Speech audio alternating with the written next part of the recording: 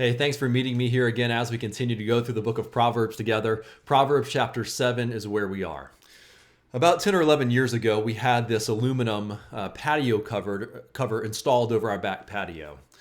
And quickly we realized that on this patio cover, near the gutter, there's about 60 perfect little nooks for birds to make nests in.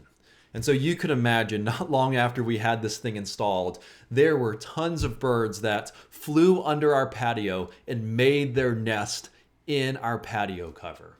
And I don't know if you've ever experienced this before, but when birds do that, they make an absolute mess. Not only with all of the twigs and things they bring to build the nest and the feathers and whatever else, but they poop over everything.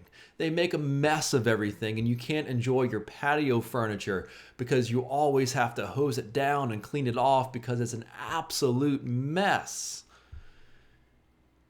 And here's why I'm thinking about this. Because temptation is a lot like this.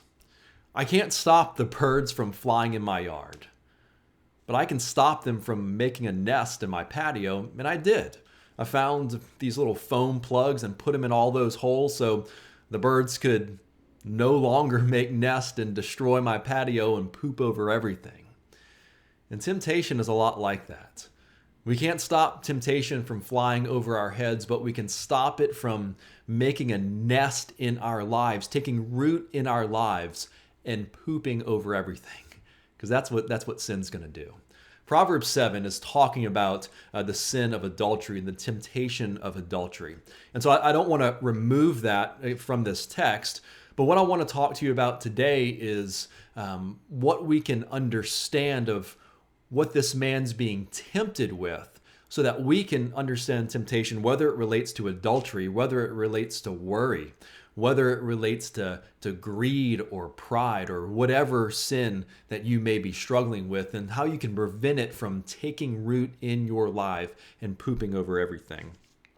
Listen to what it says. This prostitute is seducing this man. And listen to what it says in Proverbs 7:14. She says, I had to offer sacrifices today, and I have paid my vows. And so here's where you might struggle with temptation. What she's doing now is mingling religion with sin. I've worshiped today. I've paid my vows. I've offered my offerings. Now let's go home and sin. Maybe you've done that before. I'm a pretty good person. I'll ask Jesus for forgiveness. I go to church. This sin's not a big deal. It's okay that I'm prideful because at least I'm serving at church. I don't know if you've done that before. I've struggled with that before.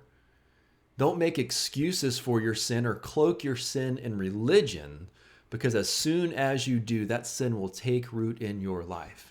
And then she goes a step further. So she's cloaked it in religion. And now she says, I have spread my couch with coverings, colored linens from Egyptian linen. I've perfumed my bed with myrrh, aloes, and cinnamon. So now she's starting to make these promises. She's cloaking it in religion, and now she's saying, do you smell it? Do you feel it? This is good, right? Pride feels good. It feels good to be in charge. It feels good to have power. It feels good to get wealth in a greedy way. Sin will tempt you with this promise of this sensual fulfillment, of this experience. You're going to love it. It's going to feel good. Don't let it take root and poop over everything. And then she takes it a step further in Proverbs 7:19. She says, look, my husband's not going to be here for a while, not until the full moon, and he's taking a lot of money with him. He's going to be gone for a while. In other words, here's the temptation. No one will know. No one will know. He'll be gone for a while. No one will have a clue that we've done this. Have you struggled with that, with temptation before? No one will know. It's not a big deal. What's the result? Here's what it says in Proverbs 7:22. Sin offers you all of this sensual experience. You cloak it in religion and the lie that no one will know. It says in Proverbs 7:22, 22 that you'll be like an ox going to the slaughter. Sin will absolutely destroy you. It'll poop over everything, and you'll enjoy nothing. So how do we defend ourselves? How do we plug those holes so birds don't take nest in our lives? So temptation doesn't take nest. Here's what he says, verse 25. Let your heart turn aside her ways. In fact, he says in Proverbs 7:4 that wisdom must be your intimate friend. And so here's the answer. Guard your heart. And don't let sin take root in your lives. And look to Christ to clean your heart. Just as he washed his disciples' feet, say, Jesus, I have sinned. I have sinned against God. Would you cleanse me of my sin? Create in me a new heart. Guard your heart by turning to Jesus. Guard your heart by turning to the gospel. Jesus, you died and rose again for my sin. It is foolish for me to return to my sin. Like a dog returning to vomit. This is foolish. And I want to go after the one who is all wise. I want to go after Jesus Christ, wisdom in the flesh. And I want to be like him. And this sin will keep me from being like him. Go to the gospel.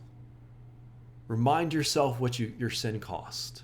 Remind yourself what it cost Jesus. Remind yourself how much he loves you. And let that burn in your heart a desire to not fall to the temptation that will give you an experience that you'll enjoy, that no one will know, that I'm a good person cloaking it religion. Guard your heart so that birds don't take nest and poop over your life. Be wise. Guard your heart.